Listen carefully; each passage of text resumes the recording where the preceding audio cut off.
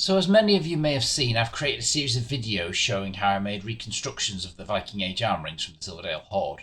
But I thought it would be a nice idea to create an accompanying video on Viking Age silver, hack silver, armrings and the bullion economy in Ireland and Britain, and particularly the Irish Sea region during the Viking Age.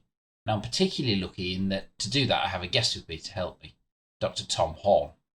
Tom has a PhD in Viking archaeology from the University of Glasgow, and his thesis focused on Viking Age trade networks and silver economy, and it's now available as a publication, A Viking Market Kingdom in Ireland and Britain. He was also the editor of a fantastic publication, The Viking Age in Scotland, a book resulting from an excellent conference in Glasgow a few years back. He's worked as a field archaeologist both professionally and as a volunteer, excavating a wide range of sites from the Viking Age to World War II aircraft wreck sites, and he's been a researcher for several BBC historical documentary series. He's the Group Communications Manager for Rubicon Heritage Services, where he has an award-winning archaeology podcast, The Shindig, which I happen to have been a guest on myself. When he's not doing all this and writing for academic publications, he works and volunteers in social media and press relations relating to history and archaeology, particularly at the Govan Stones in Glasgow, where we really got to know each other best. And that's my enduring mental image of Tom. Not only does he do some excellent research in and of himself, but his passion for sharing this and other work with the public. So thank you very much, Tom, for joining me to have a chat about Viking Age silver. I suppose we ought to start with pre-Viking Age. What's going on there? Where's the silver coming from in Britain? I mean, to my understanding, it's a lot of it's reused Roman stuff that's at its final melting point, as it were. It's quite debased by that point, really. Yeah, you've got things like the Trapping Law Hoard. You've got quite a lot of silver in late Roman Britain, and that percolating up through the north. Often, what we think is somewhere like the Trapping Law Hoard. You can maybe get a link to it at the end of this, but you can imagine it's the classic hill fort, and it has this sort of cache treasure in it of late Roman cut up silver. You get a few of these at Oxney Hoard. There's a lot of these amazing late Roman hoards that are sort of formal dining plates, silver gilt, things like that are just chopped up into little pieces, like kind of very early hack silver that we'll talk about later. And we think that's essentially kind of like money just to pay off these groups to the north, so that you don't have to spend so much money on troops, so you don't have to have so many troops on Hadrian's Wall, which is probably getting a bit past it by that stage. But if you paid off, say, the groups that are in the Lothian, the border region, and maybe the Damnonii, the ones that would eventually go on to be the Clyde Britons in the kind of era that we'll be talking about later, they're getting paid off huge amounts of money, so they kind of keep the peace in that kind of liminal border area. And the Romans don't have to spend money on troops, and that's a lot of standing costs, which to this day, states don't kind of like that. They're quite happily, as we know, put things to third parties. I mean, we think often maybe that's not the best thing, but for that year, it kind of puts the problem off. And if you're an emperor on a shiggly peg, as we'd say in Scots, if your position's not very secure, if that buys you another 6-12 months, you'll take that and you'll pay off that group just to keep the peace, or just maybe not attack you for a season or two. It's not something that suddenly starts in the Viking Age. It's just there's a sort of evolution, throughout history with these sorts of things. So when does the Viking obsession with silver start, and where's the Vikings' main source of silver coming from, really? And does that evolve over time? I suppose is part two. But again, I think you got to talk about these late Romans and their strategies for, hiring mercenaries or paying off groups from the frozen north, beyond the wall in a very Martin gave a few way as well, that you're slightly fearful, but equally, if you can get them in hand, you can form armed groups with them and use them to fight your enemies or the rival emperor. In the Scandinavian sense, we've got an amazing site, Sandy Borg on Öland.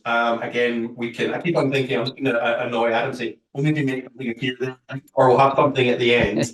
And it's an amazing site. I mean, Adam, every early medievalist will know about this site. Essentially, it's like a hill fort, but it's kind of near a beach. It's not on a hill, but you can imagine it's kind of got like a wall around it. Long story short, one night, another group come in, sort of kick the gate in, it seems to be, and slaughter everybody there.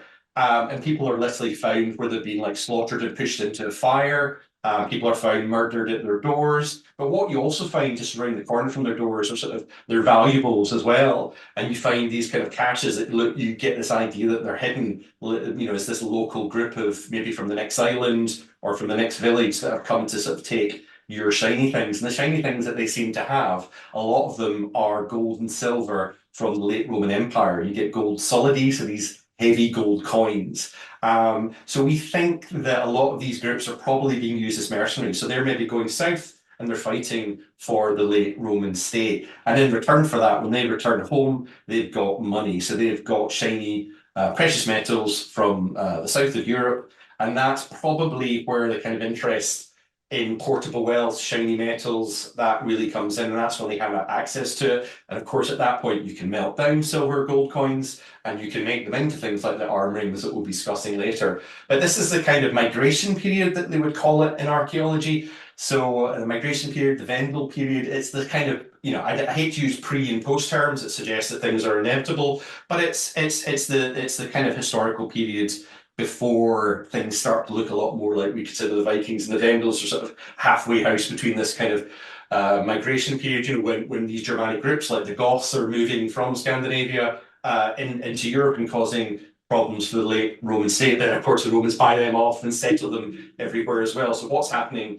as we were talking about in Britain as well, the Romans are kind of rather desperately buying in groups of northern foreigners as mercenaries, or they're paying them off not to come and fight against them as well. So I think what's happening in probably northern Britain is similar to what's happening in Scandinavia, but it seems a lot more organized in Scandinavia. So you get things like, you get all these late Roman coins that are heading into these islands in the Baltic, like Öland and Gotland as well. So that's probably where they start to think, silver is very useful. It's useful because if everyone in our village has shiny things, then we can maybe buy more weapons. We can maybe then buy in mercenaries ourselves, and we can take that next village and that next hill fort. So if you're the next village down, you think, well, we have to get silver too, or things don't look too bright for us. So maybe what happens in Sandbyborg, you go and take that silver if you don't have access to it yourself, or you start to think,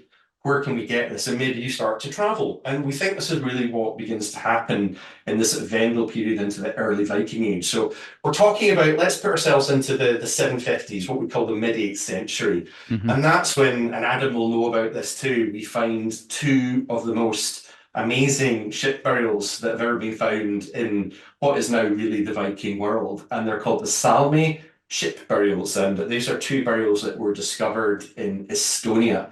Again, this is outside of Scandinavia. The work on that has been fantastic. The archaeological work on that. Essentially, two large ships, one of which seems to be essentially, Adam could probably describe it even better than I can, but essentially it's kind of been a ship of the dead. There's obviously been some sort of battle. The wood, of course, doesn't survive, but we can see the shape of the ships in the soil, a bit like a sort of Sutton Hoo, and we've got the ship roves and nails, so we can get the shape of the nails, and we've got lots of bodies. So what looks like there's been a battle, actually in the side of the ship, you can see where arrows have been, obviously, when the wood was there, have been embedded in it. So these ships have been part of the battle, and one of them has ended up being used as a sort of monumental sort of burial site as well. So everyone is kind of put in there with all, there's, Adam, you'll probably remember better, I think there's dogs and birds in there. There's obviously some, and I hate to say this, archaeology fans, but ritual significance as well. Yeah. And it looks like essentially a lot of, as we say in Scotland, high Hegians, a lot of quite senior,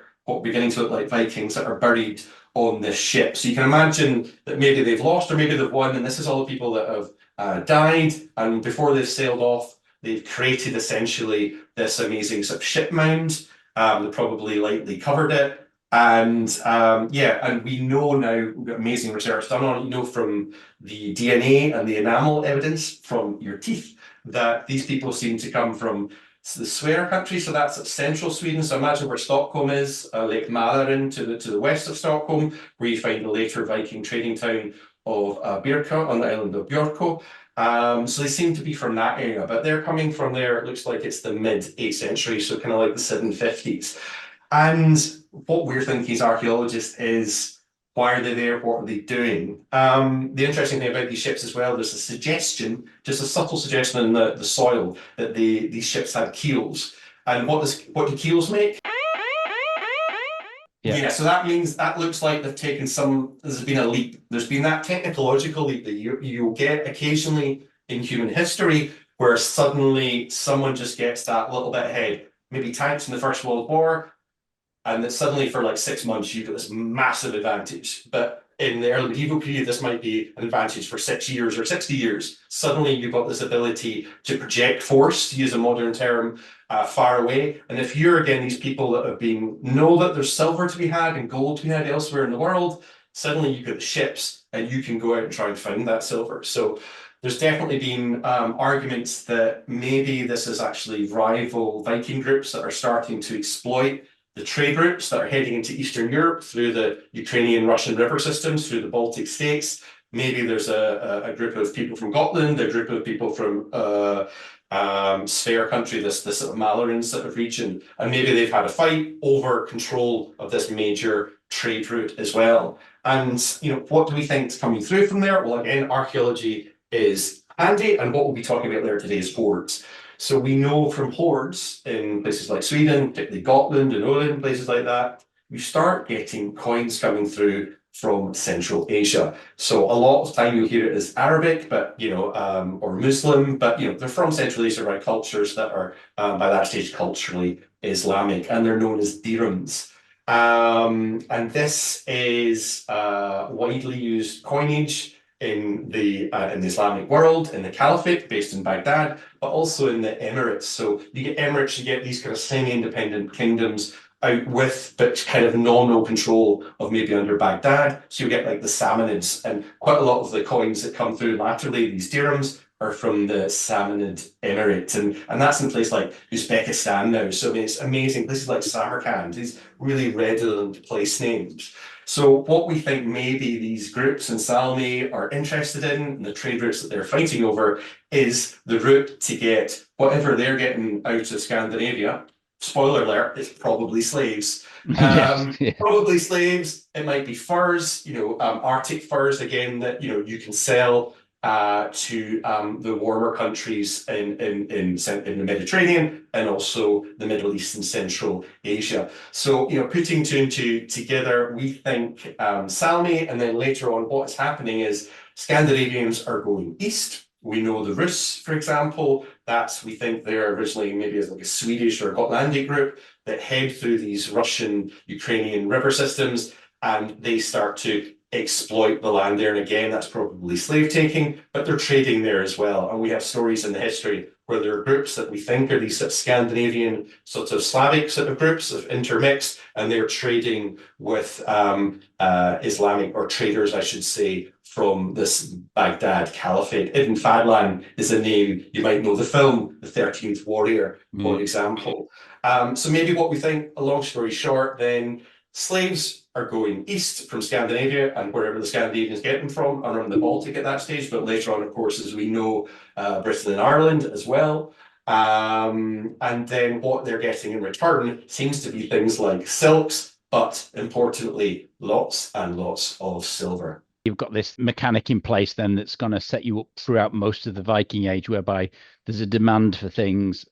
People, know what's needed, know what's necessary, and a lot of it pivots around that, really, which is why your favorite, the dirham, becomes the sort of Scandinavian coin of choice, doesn't it? It's almost like a brand mark of good quality stuff. Yeah, it's branded. That's a really, the Vikings like brand, as you know, like anyone else, like almost literally. They like stamping, like branding things. They like things that are fundamentally good quality. So the dirham the dirham silver is very good, very pure silver. Particularly the beginning. It begins to get debased later around the middle of the 10th century, and that's when the Scandinavians very quickly lose interest in that. If you're not giving them good silver, they're less interested. But also a lot of dirhams, you'll get them in sort of quarters as well, because my kind of pet theory is, and we will maybe discuss this later, that you get fake dirhams as well. People know that it's kind of like a brand, as Adam's saying, it's like a sign of quality. It's like a swoosh or an Adidas kind of mark on things. Whether it's fake or not, people think, oh, that's good quality. They're kind of conditioned into thinking that. So that's what we think with Dirhems. But it fundamentally is good quality silver, and we'll talk about probably later as well. There are ways to test the silver to see if it is good quality. I mean, so obviously, silver doesn't stand there on its own either in an economy like this. Gold is being used. I think that's the one thing sometimes people forget about with, talking about barter economies. It's not that gold doesn't exist or even that base metals exist as a barter substance. I think we're starting to see that in the great army camps now, is that there's evidence for hacking more base metals as well, as sort of small change. But I think the thing to remember, I suppose, for people out there is that like gold is high value, very small amounts equal a lot. So it's like walking around with £100 notes in your wallet if you're from Britain. It's okay. It's great when you need to pay for a piece of land or if you need to pay another army off. It seems from the sources we have that large parts of payment are made up from gold, but then a chunk of it will be made up with things like silver too, because that's the sort of the useful in between metal that can pay for all your moderate sort of stuff. Actually things that they're the equivalent of sort of £5 to £50 notes, really. Bearing that in mind, that bullion's always been a valuable go-between middle step for a barter economy. That's what it is, really. It's money in today's terms.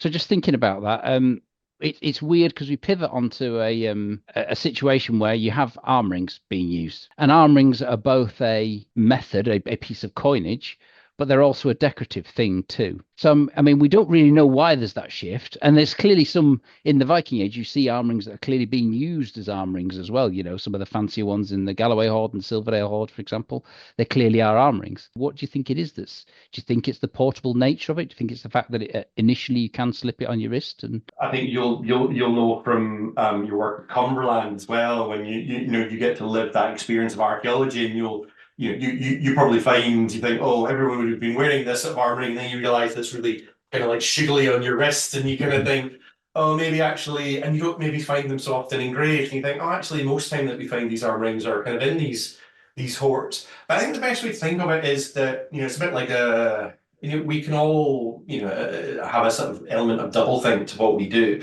So, you can have the silver ring, and it can be something that, you got from your chieftain after a battle as essentially like a medal, and you were presented this at the end of the battle as a reward.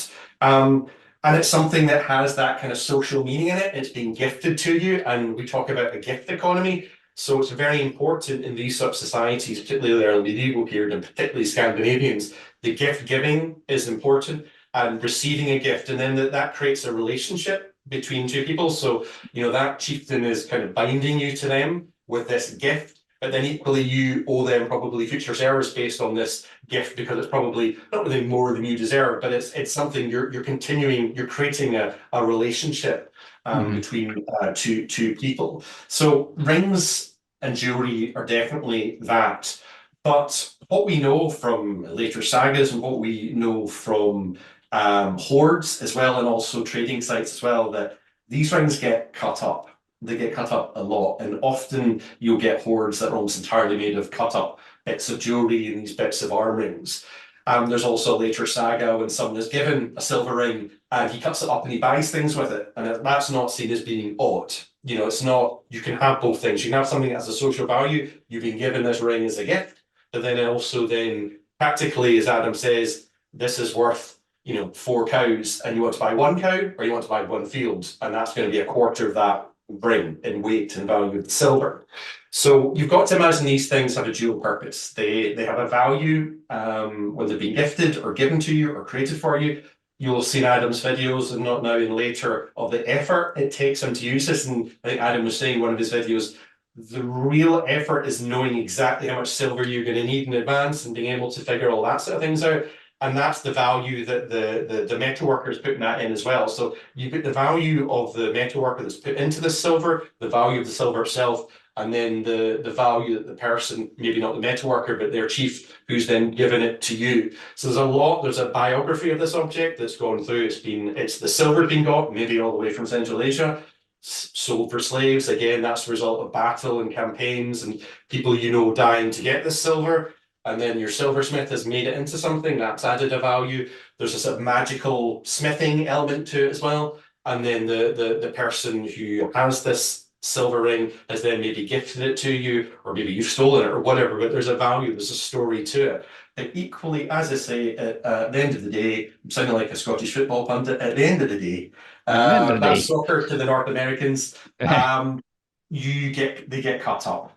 They've also got this practical use, and again, we find it in the later sagas that people are cutting it up and it's not seen as odd, because the practicality is it's a bit like carrying. So you've got this thing, you're carrying your wallet round, but your wallet's on show to show that you've maybe been campaigning in Ireland or England or something like that. Maybe this is a badge, a medal, as you will.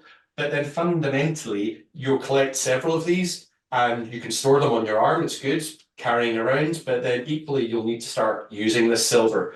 And the best way to do it is cut bits off, and you'll get, and we find them in places like the Morecambe Bay boat grave in Colonsay in the Outer Hebrides of Scotland. You'll get essentially two scale pans, a balance, and you'll get little lead weights. We might talk about them in another context. But you'll have, imagine these little lead weights on one side, and then you'll have your cut up bits of armring on the other. And then when you're doing that transaction with the merchant will say, the thing I'm selling to you, I think is worth this much in silver. So you'll give them this little bits of silver, essentially like coins, but it's cut up bits of silver, maybe cut up bits of ingots, maybe it's a few dirhams in there, a few English or Frankish coins. And then when that balances up, that trader says, yeah, that's the amount of silver that I think this thing that I'm selling you is. That could be a load of cloth, it could be a sheep, it could be some timber to repair your long ship. And what they might also do in that transaction is they might test the silver. Now, Silverdale is very interesting because it has a fake coin in it. It's basically a silver coin. It's basically a copper alloy coin that's been washed with silver. Adam can maybe talk about more than the technical level. And that's what they're guarding against. So what often they'll do, they'll get a knife and they'll score it against just to check something isn't just washed with a precious metal. And it could be gold as well. You get fake gold ingots, you get fake silver ingots that are base metal, just coated in a thin wash of this precious metal. So the canny merchant will always check. He'll do a little score of his knife, and that can be a hardness check as well. So he'll check two things. If it's good quality silver, I think, Adam, it's quite soft. Is that right? That's right. Yep. Quite easily. Yep. So yeah, you can tell from that if it goes through quite quickly. But equally, if it goes through too quickly and you see there's some copper alloy or lead beneath it, then you go, okay, I'm being ripped off here. So you'll get little peck marks. That means you take a little divot out of the knife, or you'll score across it. So a lot of these hoards that you'll find in things like Silverdale, hoards, for example, you'll have little what we call test marks on them as well, because the value of the silver is in its weight, as it were, times its quality. Both have to be correct, because if it weighs the right amount, but that weight is coming from lead underneath the silver wash, then you're being conned. So yeah, it's a very sophisticated concept. We've really got to put our mindset that they're just as sophisticated as us. They understand it's cash. And remember cash, Adam. Remember like 5-10 years ago. I still got laughed at for using it. Maybe. Yeah, exactly. Exactly. The old man. It seems odd now to have it, but 10-20 years ago, absolutely, that was what everyone used. And just because our money is guaranteed by central bank now to say this is worth X amount of money, in the Viking Age, it had to be worth it in your hand. There's no guarantor beyond it. The guarantor was the quality of the silver. So you're going to test that and you're going to weigh it. And that's how it works with cash. And because a lot of the form is in ingots you can bash out with great skill, as Adam will say. Bash is probably not the right word. You can craft out into an arm ring, and it works in this dual mindset. Always read something like Neil Price on the minds of the Vikings. So it's something that has a value as in the social economy. It can show that you're wealthy and connected, and maybe got this as a reward for battle. But then also it's got that practical use as well. It's silver that you can chop up when needed. When you buy your farm, when you've come back and you're retiring from raiding. There's a couple of things I always think of there. Is that the idea that if you've got multiple arm rings, you'd only ever be, as it were, chopping one up at once. And I think it's notable that when we look at the evidence for purses from the Viking Age, little coins, purses, pouches type things, they're always very small. There's fragments of one from Dublin. There's bits from lots of Viking trading centres, and they tend to be only, literally 5, 6, 7 centimetres at most across. But that makes a lot of sense, because if you've got a small hack silver arm ring at first, once you start to cut bits away, initially, it still can be worn as an arm ring. Now, at the point where you've cut maybe an inch away, you can't actually use that as an arm ring anymore. So in that instance there, you'd actually have to take it off, in which case it would fit in a small pouch. And as you chop that away, it would just be to hold the remains of that or any fragments of coins until such point as that was diminished. So you would never need a lot of space for this. And then Yeah, you've got to see a small lump of silver. I mean, Jake Kershaw is very good at this as well, sort of estimating, what is an armring at, a few £100, but if you've got like an inch segment of that, that's maybe your fiver or your tenner, the kind of thing you might practically use on a day-to-day or a weekly basis. The second part, I suppose, is that, you're talking about that transition period, really, and that's kind of the point where I always think, obviously coins are being used in this period side by side, but coins in most instances seem to be used in just the same way as chopped up bits of jewelry are. They're trusted no more or less, really, certainly initially. Quite an unusual period, and we're moving into this new world where coin will become king, but the coin at the moment is still just a convenient sized shaped piece of silver.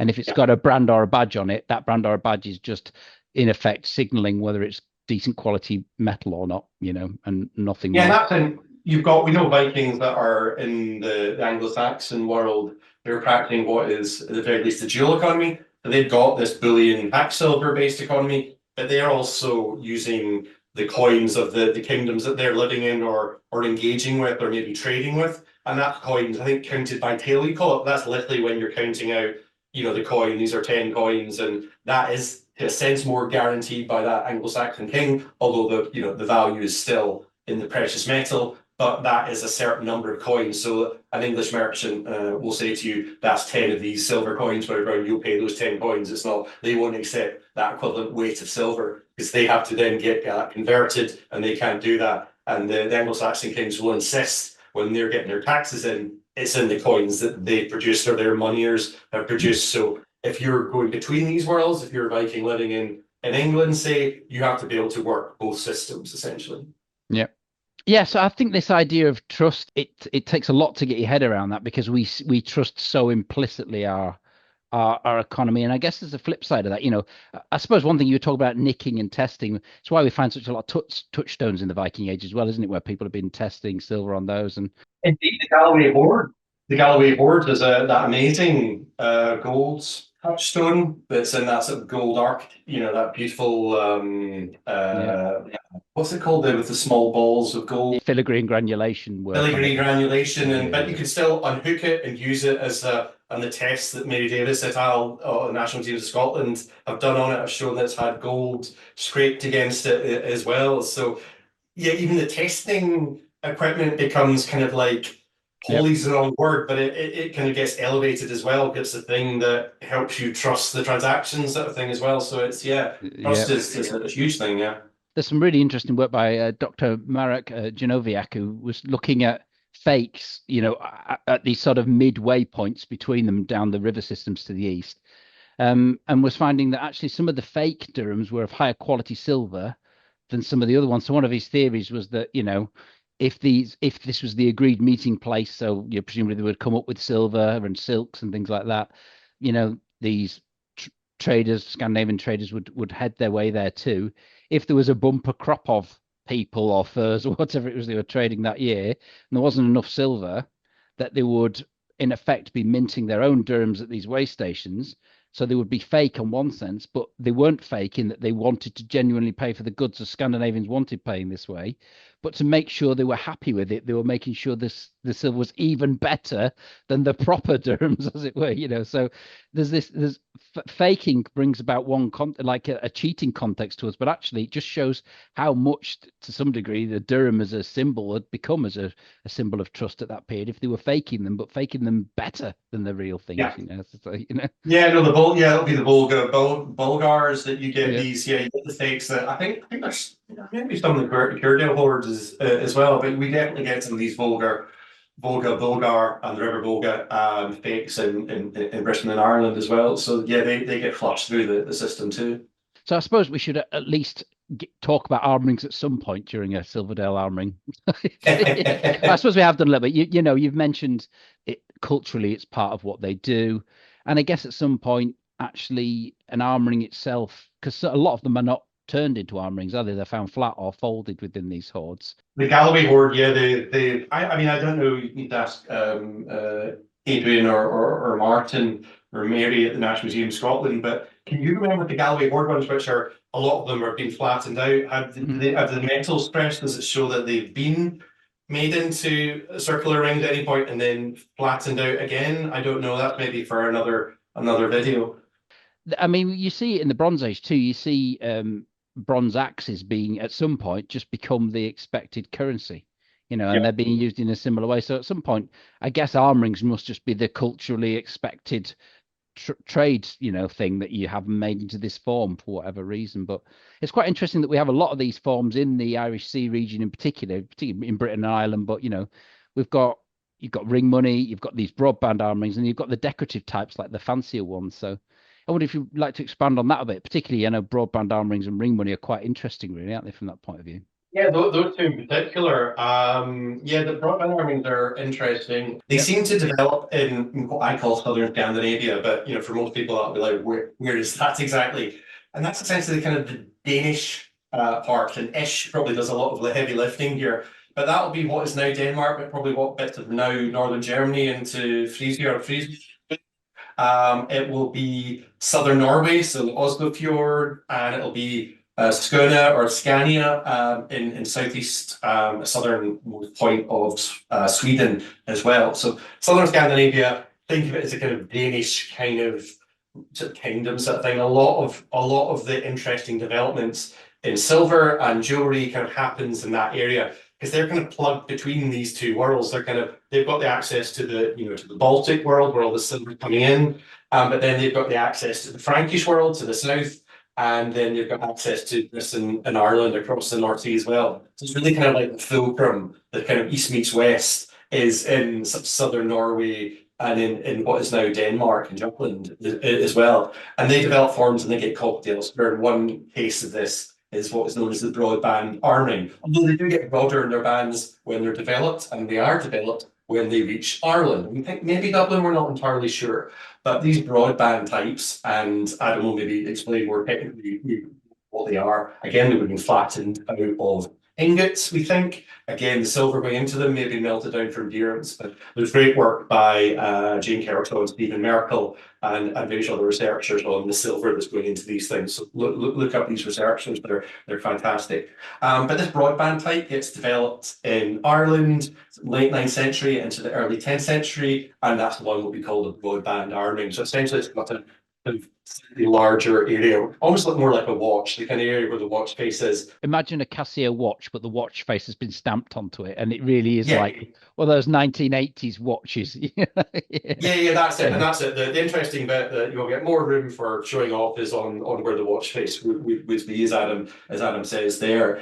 And that they probably produce out of Ireland, maybe places like the Isle of Man, maybe Cumbria as well. But that kind of like Hibernian Scandinavian kind of Irish sea world, which is a mix of all sorts of cultures. It's Anglo-Saxon, it's Scots, it's Irish, it's Welsh, it's Picts, it's Strathclyde Britons, it's Cumbrian Britons. So you're getting a lot of these kind of magpie type things. They take in influences from all over. But these rings noted for their beautiful sort of stamp work. Some of them are quite crudely stamped, but they're kind of what you expect in a broadband arm ring. It's got this sort of bigger section in the center where it's been flattened out more, and it will have stamps as its kind of decoration. And then that ends up in hoards in Britain as well. You get them Silverdale, you get them obviously in the Silverdale hoard, and all over. They're very popular because things go in fashion, so they're a fashionable type of arming. So they're fashionable to wear, but when there's a lot of them, of course, as Adam was talking about earlier, you've got several of them. One is the one that you're cutting up to make to fit into your purse,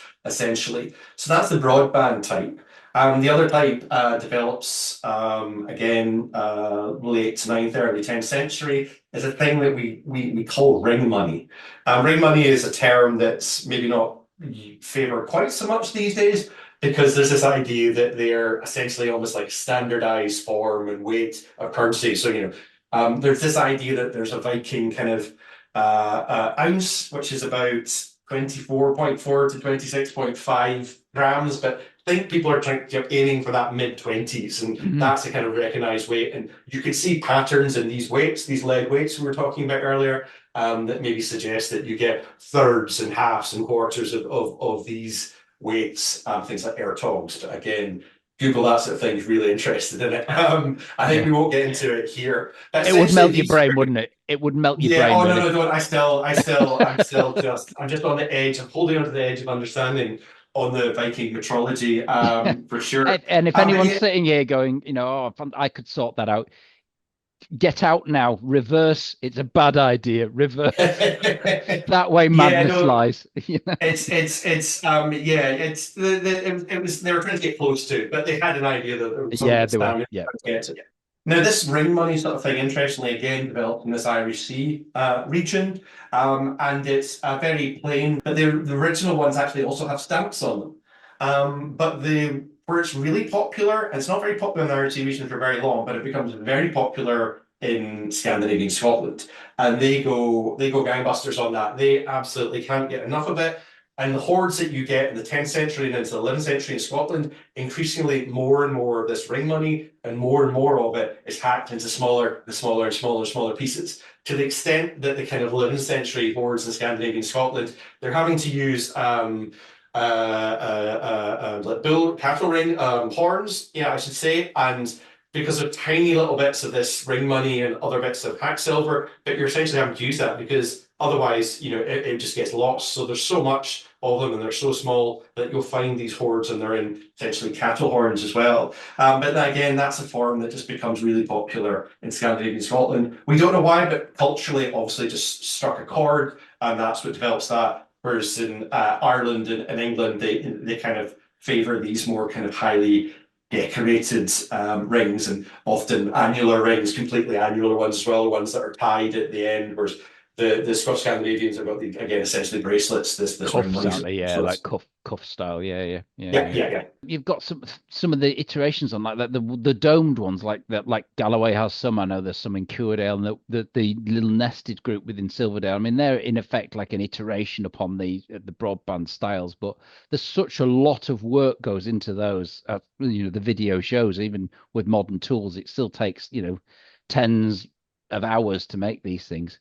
And you sort of think, well, maybe that is more of a piece of jewelry, but yet we still find them being cut up at some points, because at some point it's, somebody who's wealthy enough has got enough arm rings, and into the pot it goes, really. So it always surprises me that there's nothing sacred, frankly, when it comes to, that point. Actually, that's the thing. When you're hungry and the only form of portable wealth you have is your silver ring, you're going to cut it up. You just, there's just not that option in that world. There's not a credit card. There's not a way that you can send a promissory note or anything like that. You have to give that person there and then something of value, and the most common thing of value is going to be silver. And if you're a wealthy lord with a large hoard, as some of these are, you're not particularly fussed about some of the basic silver things, because you've probably got, if you're burying that, you've probably got a lot better that you're wearing as well. So that's the thing to bear in mind. I mean, there's gold you could be having as well, and there's this other lost currency as well, in a sense, not lost, but copper alloy. Again, we used to have copper coins in the UK until fairly recently as well. Their base metal still has a value, and if you look at a lot of these lead weights that we talk about that are weighing this, what we think in the main is hack silver. They've got gilt copper alloy on them, and usually that's maybe a bit of, it might be hacked off a Bible or a book of Gospels or something like that, or it might be from an Irish or a Pictish brooch or an Anglo-Saxon brooch.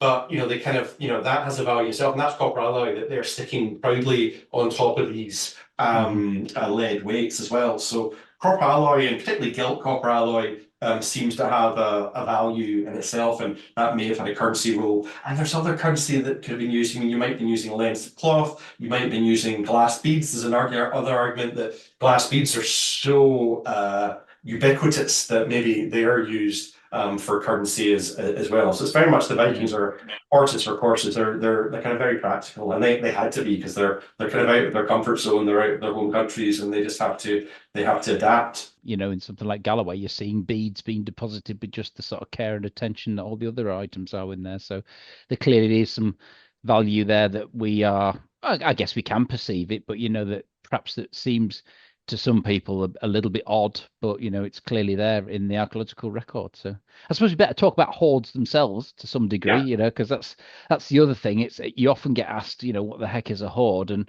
if you're writing some fantasy novel, you can come up with all sorts of different reasons for why you may hoard things. You may be running from things, you may be sticking things in the bank. We've got demonetization and stuff like that, and what actually defines a hoard as well. So I was just hoards. looking out to my internet was going to hopefully go, because explaining hoards is Second only to trying to get your head around just exactly what an early medieval ounce means and if the weight system Yeah, matches no, it, yeah, isn't no, it? I prefer talking about ounces than hoards and hoarding, but many greater people than I have had a go, and so anything I say will be summarising many Yes, of other people's course. work. But I mean, there's technical terms of hoards that you'll get in modern law. X number of items, meaning 3 or more coins, for example. Yeah. But if we're talking about more sort of philosophical terms, what is a hoard? Why are people hoarding? There's probably two main types. There's probably the type that if you get from later Scandinavian writings that if you put precious metals into the earth, that you'll get them, as it were, the afterlife. So they're kind of ones that that they're kind of like spiritual ritual, to use that term again, or an offering to the god. And everybody's comfortable with understanding, giving offerings. You'll get places where people will throw in, swords and jewelry as an offering to God and spirit of a place. I mean, in effect, you're sticking it in the bank, aren't you? But just not the bank for this mortal Spiritual coil. bank, yeah, the bank of your future salvation, essentially. Yeah, that's right. You're making a down payment on That's the one. or Valhalla or whatever. Yeah, indeed. And the other one is more just like it is a bank. You're putting some money in a secure place that in future you intend to retrieve. So I think Silverdale is quite interesting because it's in a field full of glacial boulders, essentially, isn't it? Or is that Furness, whatever. But you will find hoards at this time in that part of northwestern England and throughout. Like there's in Skye, you've got the Store Rock hoards. So a lot of hoards are near landmarks or the big boulder in the field or a standing stone. And the idea behind we're thinking there is that so someone can say, oh yeah, I buried our family wealth when our village was being raided. The big standing stone in the field up there, it's just under there. So we can come back and get it. And of course, we only get the ones that didn't happen. So there's a bit more leeway to thinking, oh, maybe, were they kills? Did, that raid, did it extend and got them in the end so they couldn't come and get it? But that still leaves open that it was deliberately left there for good and for safekeeping. So they're the kind of two main theories, that it's like a spiritual down payment or it's a safe deposit box. There are other things as well. You get Gotland, for example, Gotland is a brilliant place, and they would have had millions and millions of these dirham coins. And there's one hoard of Spillings, and that has in a single hoard 14,000 dirhams just in this hoard. And it's not, and a lot of the hoards like Spillings and other ones, they're just found under, simple post-built buildings, not under massive halls or not in castles. So it seems like, there's so much of the silver going into Gotland that it's almost runaway inflation. So everybody has 10,000, 20,000 dirhams. So it's like, so what? It has a value, and it has a value when you go abroad. But in the island of Scotland, it's like, just dig a pit and whatever and just chuck in your dirhams. You'll find it. If you need them later on, fine. But that down payment, if you're going to move to Iceland and they want to buy a farm there, you'll take out 10,000 of them and you'll head off. So yeah, essentially that's still in the safety deposit, box of things. So you never know in a case by case. With Silverdale, because you've got that sort of rather crude lead box. Usually when we think there's a container, it's to keep things together. And if you're just offering it to the god and to the earth or whatever, you think you'd probably be less bothered about that. A bit like Galloway as well, with the silver pot with the lid on it.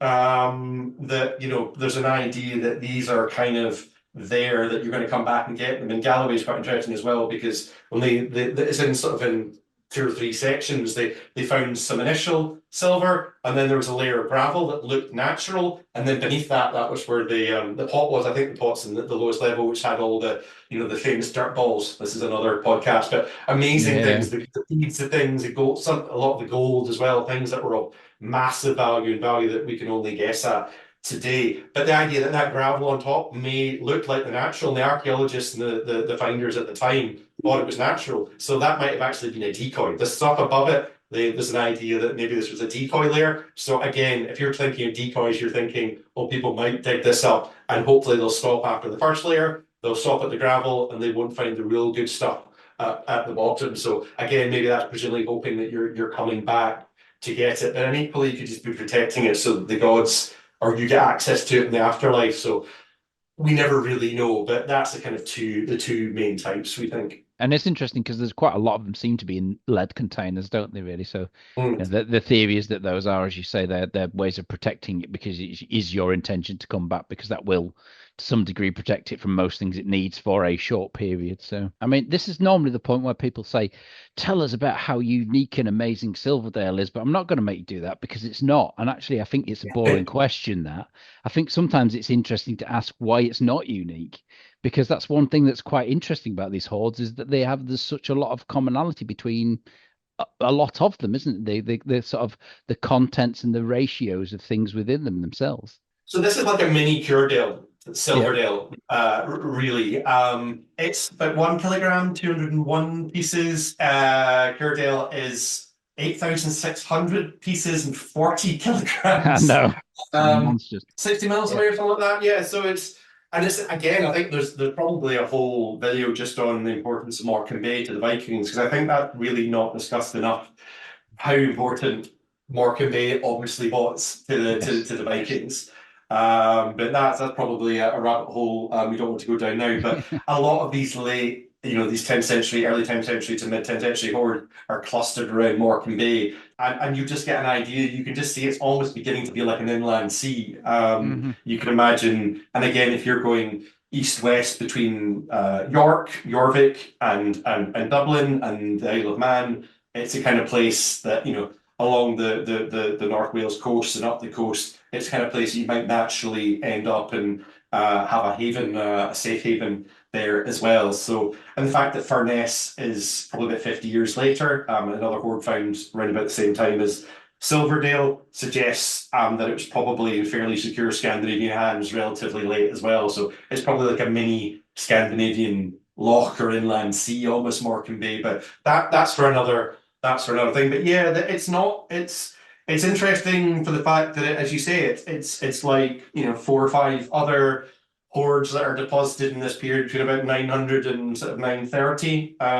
You'd hesitate to say bog standard, because it's still amazing. We still love it. We're not just discarding, but you weren't.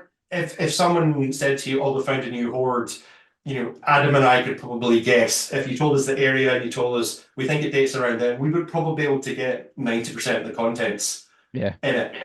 Right. And there's going to be a flared Irish terminal with maybe a bird engraved on it, chopped off. There's going to be a bit of twisted wire. There's going to be a couple of ingots. It's just one of those things, isn't it? And percentages of them all, and probably in a lead container. Some Frankish coins. There's going to be some Anglo-Viking coins. There's going to be some Anglo-Saxon coins, but not that many. And there's going to be 1 or 2 dirhams, and if you're lucky, 3 or 4, but usually not more than that, because it's kind of near the end of the line at that stage for dirhams. They get as far west as the Storrock hoard, for example, and there's a single find on the Ayrshire coast at Stevenson Sands. But yeah, generally we would be able to guess fairly accurately what it's likely to be in it, and anything that wasn't in that's the thing we'd be interested in. It's like, oh, it's got some of this and some of that, and that's kind of what we would focus in on, saying why is it different rather than why is it the same, because it's likely to be quite similar. And I think the repetition in patterns in archaeology is interesting to us, and it may seem boring to other people, but actually seeing that repetition, it starts to look at behaviorally. There's expected things. We find the same when we're looking at graves, for example, that there's often a repetition of the objects within graves. So it shows that there's a sort of expected behaviors in people's minds here, whatever it is, so they're hoarding certain things and curating certain things. Yeah, distribution maps are key to archaeology, really. That's the kind of thing that helps us hint at the bigger picture. That's kind of what we want to look at. And you see the patterns, and then you can start to extrapolate from that where Scandinavians were living and controlling and trading. So yeah, they're interesting and as we view them as a whole. And a guy called HalfCnut, which we'd never heard of Oh, before as well. So so there is something new in it, I guess. I think Bernard Cornwell that's the ended up thing, and that's the looking thing that into it. Yeah. archaeologists on that when it was suddenly like, and the poor Anglo-Saxon moneyer that had to go. That someone said the name is HalfCnut, which means Yeah. tough knot, I think. Yeah. And they've gone Erde Knut.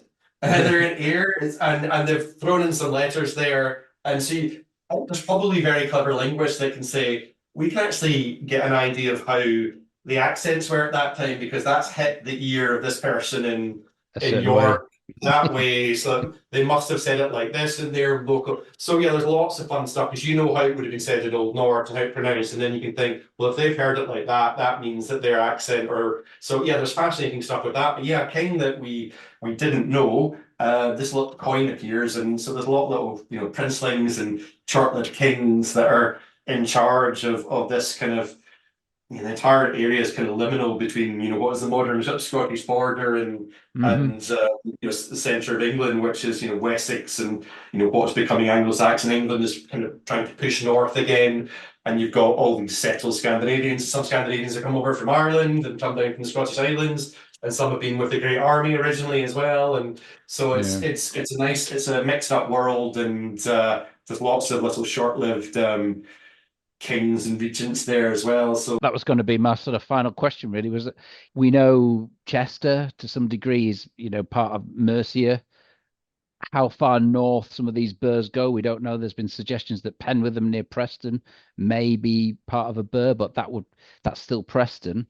There's lots of really interesting theories about Strathclyde's sort of power extending halfway down to Penrith, but that still leaves 100 or 150 miles worth of the south of Cumbria and North Lancashire as sort of under no real control. And that's assuming both those two theories are correct. So, you know, there are so many hordes in that area. You've got Coordale and extending it further down towards Chester, you've got Huxley and Wharton and Furness and Flusco Pike and places like that. So you've got such a lot of hoarding activity going on.